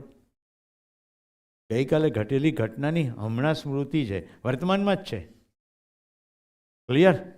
અને હમણાં રિસેસ પડશે, તમે બધા ચા ઢીંચી જશો. તો ભવિષ્યમાં ઘટનારી ઘટનાની અપેક્ષા તો હમણાં જ છે, આ ક્ષણે જ છે. ક્યાં છે ભવિષ્યકાળ? એટલે ભવિષ્યકાળ જેવું કંઈ છે જ નહીં, ભૂતકાળ જેવું નથી, છે પ્યોર વર્તમાનકાળ. હમણાં ને આ જ ક્ષણ છે. તો ભૂતકાળમાં ઘટેલી ઘટનાની સ્મૃતિ હમણાં આવે, એને આધારે આપણે સમજ કેળવીએ અને ભવિષ્યમાં જે ઘટવું ઈચ્છીએ છીએ એની પણ સમજ કેળવીએ તો વર્તમાનમાં જીવવાની મજા પડે. તો મારી સામે વિદ્યાર્થી આવે ત્યારે હું શું જોઉં છું? ત્યાં આવતીકાલના રાષ્ટ્રપતિ છે. આવું ના હોત ને તો કલામ સાહેબ ના થયા હોત. એક માછીમારનો છોકરો ભારતનો રાષ્ટ્રપતિ કેવી રીતે બની જાય ભાઈ? એમણે ના વાંચ્યું, એમને કહી દો એમણે અચૂકપણે વાંચવું જોઈએ વિંગ્સ ઓફ ફાયર. કલામ સાહેબના જીવન વિશેના ઘટનાઓ એમાં લખી છે અને પ્રાથમિકતા પહેલા ચેપ્ટરમાં લખે છે કે હું એવો કૂવો છું કે જેમાં ઘણા શિક્ષકોએ પોતાના જળ રેડ્યા છે. તો હે ભારતના નાગરિકો, તમારાથી જેટલું લેવાય એટલું લો. હું કલામ સાહેબ પ્રત્યે પણ એટલો કૃતજ્ઞ છું. આપણા દેશને મળેલા અદ્ભુત શિક્ષકો, આખી દુનિયાને મળેલા અદ્ભુત શિક્ષકો, બુદ્ધ, કૃષ્ણ, મોહમ્મદ પૈગંબર સાહેબ, મહાવીર, જેને આપણે ધર્મ ઉપદેશકો કહીએ છીએ, એ તમામ ગ્રેટ શિક્ષકો થયા. એમણે આખી માનવજાતને શીખવવાની કોશિશ કરી. ભારતના રાષ્ટ્રપતિમાં Sarvepalli doctor Radhakrishnan, right, doctor APJ Abdul Kalam સાહેબ, આ બધા ગ્રેટ શિક્ષકો થયા. તે સમયના કેટલાક માણસો સમજ્યા, બાકીના નહીં સમજ્યા. એ જે સમજ્યા એના સમૂહો બન્યા, જેને આજે આપણે સંપ્રદાય તરીકે ઓળખીએ, જ્યાં જ્યાં ધર્મગુરુઓ હતા. બાકી એસોસિએશનો થયા. ગુજરાત રાજ્ય પ્રાથમિક શિક્ષણ સંઘ છે કે નહીં? આચાર્ય સંઘ છે, બીજું કંઈ નથી. સમજવાની કોશિશ જ છે, ક્ષેત્ર થોડું છે. હું એવું સપનું જોઈ રહ્યો છું કે જ્યારે પ્રત્યેક પિતા, પ્રત્યેક માતા એક શિક્ષક છે અને પ્રત્યેક વ્યક્તિનું કર્તવ્ય તો શિક્ષક જ છે, કારણ કે બીજાને સમજાવે તો જ આખી માનવજાત સમજે ને. ક્યાં સુધી નિશાળવાનો ઠેકો રાખીશું? સમજવાનો ઠેકો શિક્ષકો પાસે સીમિત રહે તો બાકીના શું કરવાનું? તો બધાએ શિક્ષક કર્તવ્ય કરવાનું છે. અલગ જુદું જુદું હોઈ શકે. જેમ કે તમે બજારમાંથી પસાર થતા હો, કોઈને બીડી પીતો જુઓ તો તમે આટલું ના કહી શકો ખભે હાથ મૂકીને, ભાઈ તારા ફેફસા ખરાબ થશે, ના પીવે તો સારું. કહી શકાય કે ના કહી શકાય? તમને ખબર નથી કે તમારે વાક્યથી શું થાય. 10માંથી 1 છોડી દો તો શું? 1 જણ રાષ્ટ્રપતિ થાય, 1 જણ ઘણો ફેર પાડી શકે. એ કયો એક છે આપણને ક્યાં ખબર છે? એટલે મેં તો છૂટા હાથે વેર્યા છે બીજ, પછી વાદળ જાણે ને જાણે વસુંધરા. છેલ્લી વાત જીવન વિદ્યાની, આખું અસ્તિત્વ પરસ્પર ગૂંથાયેલું છે. અસ્તિત્વમાં પરસ્પર ઉપયોગિતાને પૂરકતાથી ગૂંથાયેલું છે. એટલે પ્રત્યેક માનવની પણ ઉપયોગિતાને પૂરકતાની કોઈક ભૂમિકા છે જ, એને ઓળખવાની છે. એક પણ સંબંધ બનાવવાનો નથી, કેવળ સંબંધને ઓળખવાનો છે. તો અંદર ડોક્યું કરીએ તો આપણી દરેકની અંદર કેટલીક કુશળતાઓ છે જ. જેમ કે હું આ ભણ્યા પછી પણ મને તેમ થયું કે મારે તો શિક્ષક કર્તવ્ય જ કરવું છે. એટલે મને એક પણ દિવસ થાક લાગતો નથી. શરીરની મર્યાદા છે, મારી કોઈ મર્યાદા નથી. એટલે શીખવતા સમજાવતા કદી હું થાકતો નથી. ગળું થાકી જાય, હું થાકતો નથી. તો વિચારની પ્રક્રિયા ચાલે જ કરે. આ માત્ર મારા માટે નહીં, તમારા બધા માટે સાચું છે. જોઈ લો અંદર આમાં જેટલી માઓ છે એ પોતાના સંતાનને જમાડતા, એના માટે રાંધવો બનાવતા કદી થાકશે નહીં. કર્તવ્ય એનું જ્યારે પોતાનું દેખાઈ જાય. પણ એવી માઓ હોય છે કે આ છોકરા ના જણ્યા હોત તો સારું તો કોણ જફા કરે, એવાય હોય, એવાય પિતા હોય. તો જેને સમજણ નથી પડી એને ત્રાસ થાય છે, અને જેને સમજણ પડી ગઈ છે એને. મારી 86 વર્ષની માં કહે છે, સુરેશ એક રોટલી લઈ લે. 86 વર્ષે પણ હજી ઉત્સાહ ઓછો થયો નથી જમાડવાનો. ખબર પડે તો ખ્યાલ આવે શરીરથી વ્યક્ત થાય છે એક મૂલ્ય છે. એ મૂલ્યનું નામ છે મમતા. મારી એક માનું નામ છે મીરા. રાજકોટની અંદર સ્ટુડન્ટ ઇન્ડક્શન પ્રોગ્રામ, એ એવા વિદ્યાર્થીઓનો જે કંપની સેક્રેટરી બનવા જઈ રહ્યા હતા. બધા રાજકોટના નહીં પણ આખા સૌરાષ્ટ્ર ઝોનના વિદ્યાર્થીઓ. હું કોઈને ઓળખું નહીં, પણ કંપની સેક્રેટરીનું જે ઇન્સ્ટિટ્યૂટ છે, સેન્ટ્રલ બોડી, એને મારો કાર્યક્રમ ગોઠવી દીધો 1 અઠવાડિયાનો. મારી પાસે શિક્ષકો મને સપોર્ટ કરનારા. એટલે પહેલો દિવસ હું લઉં, બાકીના દિવસો બીજા શિક્ષકો કરે.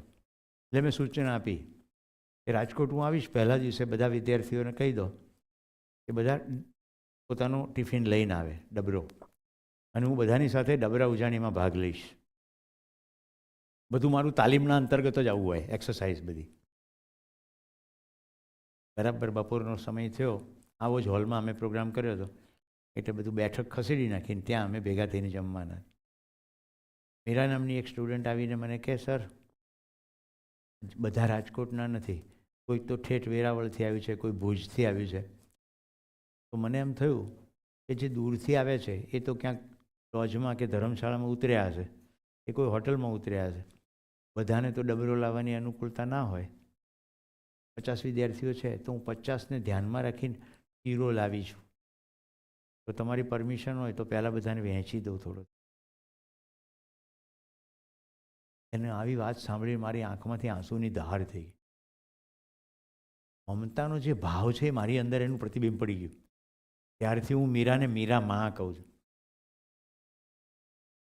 સમજાય છે? શરીરને કોઈ લેવા દેવા નથી.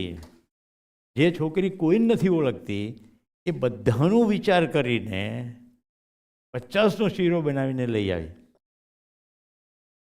હવે મારે તો એક જ દિવસનો કાર્યક્રમ, અને બીજે દિવસે મારે જવાનું. હું કોઈ હોટલમાં ઉતર્યો હતો.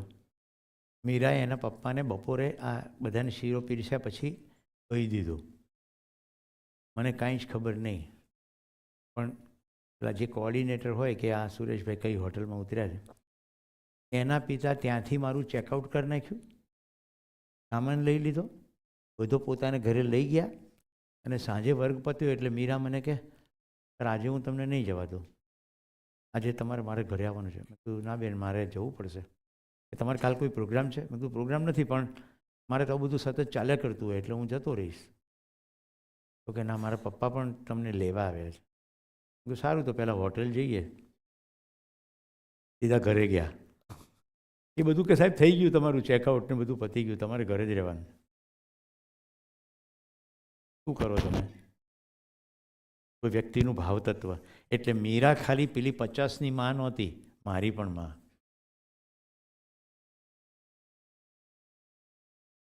ત્યારથી હું એને માં જ કહું છું.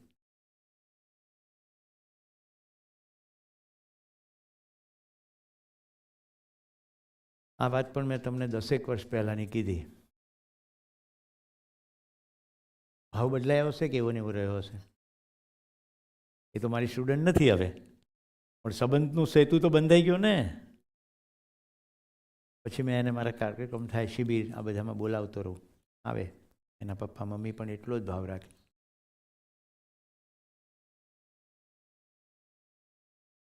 તો રાત દિવસનો રસ્તો વાલમ નહીતર ખૂટે કેમ? તમે કરજો પ્રેમની વાતો, અમે કરીશું પ્રેમ. તમે રેતી કે હથેળી ઉપર લખો તમારું નામ, અમે એટલા ઘેલા ઘાયલ નહીં નામ કે ઠામ. તમને તો કોઈ કારણ, અમને નહીં બહાના નહીં વહેમ. તમે કરજો પ્રેમની વાતો, અમે કરીશું પ્રેમ. તમને ધુમ્મસ ઝાકળ વાલા, અમને ઉજળી રાત, અમે તમારા ચરણ ચૂમશું થઈને પારિજાત. પારિજાત ખબર છે ને, તોડવા ના પડે ફૂલ, જાતે ખરી જાય. તમને તો કોઈ કારણ, અમને નહીં બહાના નહીં વહેમ. તમે કરજો પ્રેમની વાતો, અમે કરીશું પ્રેમ. શિક્ષકની અંદર આ ભાવ સ્થિર થયેલો હોવો જોઈએ. વિદ્યાર્થીને કોઈ પણ બહાના, કોઈ પણ કારણ, આપણે કોઈ કારણ નહીં. વરસવું એક જ કારણ, આપવું એ એક જ કાર્યક્રમ, શીખવવું સમજાવવું એ જ ફરજ, એ જ ધર્મ.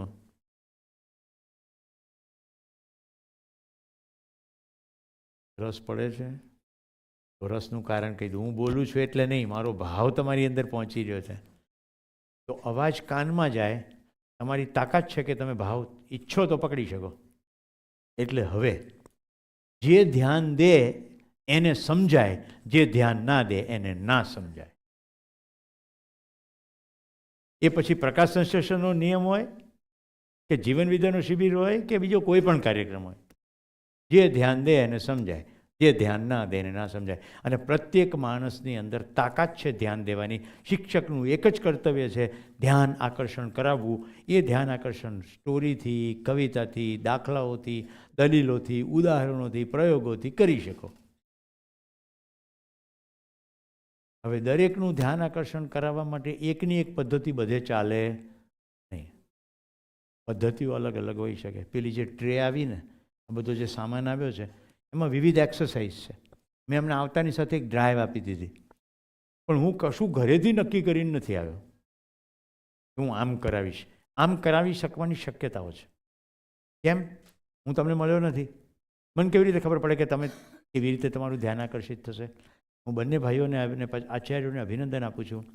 આ વર્ગ અત્યારે એકાગ્રતાની ચરમ ઉપર છે. કશું જ કરાવ્યા વગર ખાલી થોડાક વાસ્તવિક બિંદુઓ ઉપર તમે બધા એકાગ્ર છો અત્યારે. તો કશું કરાવવાની જરૂર છે? આ સત્રમાં આ ક્ષણે કશું કરાવવાની જરૂર નથી.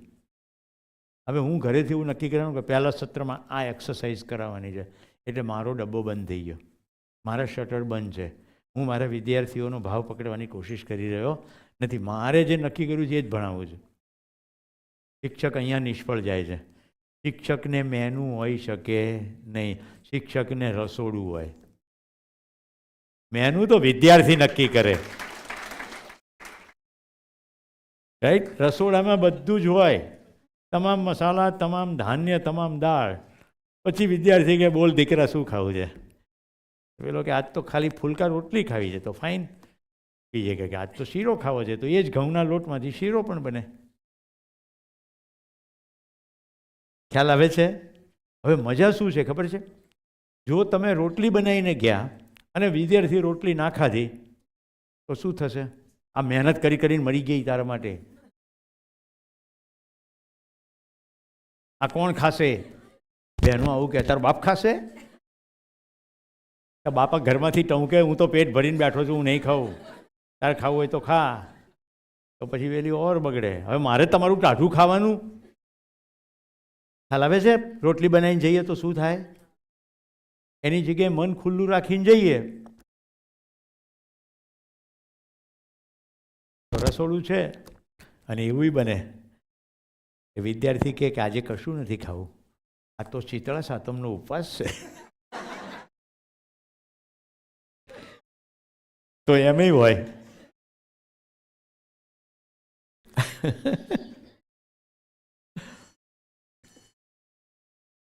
હવે જો મજાની વસ્તુ, પેશાબ પાણી અને કુદરતી હાજતને હમણાં એક સેકન્ડ માટે છોડી દો.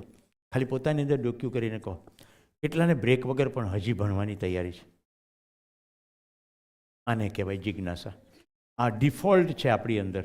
આ જિજ્ઞાસા સાથે જ ક્લાસમાં બાળક આવે છે, પણ શિક્ષક જો એને બોર કરી દે ને તો એને ચાલુ ક્લાસમાં 3 વાર પેશાબ લાગે છે. મને પણ ખબર ના પડી. કેટલાને એવી ખબર ના પડી કે સમય ક્યાં જતો રહ્યો? 1.25 કલાક હું બોલ્યો છું. 1.25 કલાક જતો રહ્યો ને સમય. કેમ થયું એવું? જે થયું છે જુઓ, એક માનવના બીજા માનવ વચ્ચે જ્યારે સંવાદિતા થાય ને ત્યારે સુખ જ સુખ છે. મેં તમને જીવન વિદ્યાનો કોઈ ઉપદેશ આપ્યા વગર ખાલી મારા ભાવને વહેવા દીધો. તમારું ધ્યાન હતું એટલે તમે એને પકડી શક્યા. આ બે વચ્ચે જો આટલું સુખ થઈ શકતું હોય તો આખી માનવજાત વચ્ચે સુખ શક્ય છે કે નહીં? તો આખું જગત ભાવનું છે. હું તમને રિસેસમાં મોકલતા પહેલાં એક નાનકડું હોમવર્ક આપું છું. હમણાં ચાય પીતા પીતા સાથે ઊભા રહીને આટલી ચર્ચા કરજો કે પહેલાં આખા સત્રમાં વિષય વસ્તુ તરીકે તમે શું પકડ્યું અને શિક્ષક તરીકે તમે મારા પાસે શું શીખ્યા. બે મુદ્દા ડિફરન્ટ છે. Suresh Patel as a teacher એની પાસેથી એક વ્યક્તિ તરીકે શું શીખ્યા અને મેં જે કહ્યું એમાંથી તમને શું સ્પર્શી ગયું. બીજા એંગલથી કહીએ, વ્યક્તિ તરીકે હું તમને કેમ સ્પર્શ્યો અને મેં જે કીધું એમાંથી તમને શું સ્પર્શ્યું. બે ડિફરન્સ ખ્યાલ આવે છે ને? કન્ટેન્ટ એન્ડ કન્ટેન્ટ પ્રેઝન્ટર, વિષય વસ્તુ અને વિષય વસ્તુનો પ્રસ્તુત કરતા. કારણ કે ટીચર ડેવલપમેન્ટ પ્રોગ્રામમાં આવી રીતે જ કરવું પડે અને હ્યુમન ડેવલપમેન્ટ પ્રોગ્રામમાં પણ આવી રીતે જ કરવું પડે. માનવીય આચરણ જ મહત્વનું છે, શબ્દો નહીં. શબ્દો અને આચરણ બે કપલ થાય. શબ્દો જેવું જ આચરણ. હવે મને શિક્ષક તરીકે મોજ ના આવતી હોય, હું તમારી આગળ મોજની વાતો કરું તો બેનું મેચિંગ ના થાય એટલે તમને તરત ખબર પડી જાય કે આ ભાઈ મોજ મોજ બોલે છે પણ એમને કંઈ મજા આવતી નથી. 4 દાડાના કંટાળીને આપણી વચ્ચે આવીને બેઠા છે. આવી તાકાત છે તમારી અંદર. પણ જો તમે ધ્યાન દીધું હોય અને તમે મારો ભાવ પકડી શકો તો તમને ખ્યાલ આવે કે આ પૂર્ણ પ્રસન્નતાથી અભિવ્યક્તિ થઈ રહી છે. ક્લિયર? તો બધા પરસ્પર ચર્ચા કરશે. વિષય તરીકે શું પકડ્યું અને વ્યક્તિ તરીકે તમે શું પકડ્યું. આપણે આ ઘડિયાળ પ્રમાણે પાછા 11 વાગે મળીએ છીએ. 30 મિનિટ છે. અને મને તો વાંધો નથી, મિત્રોને વહેલું આવવું હોય તો વહેલું. કારણ કે મેં સંખ્યા જોતા એમ થયું કે આટલા બધાને પેશાબ પાણી કરવાના. આપણે એક કામ કરીએ, એ પણ મોજ છે. તમારી મોજ, કેટલા જલ્દી પાછા આવો છો.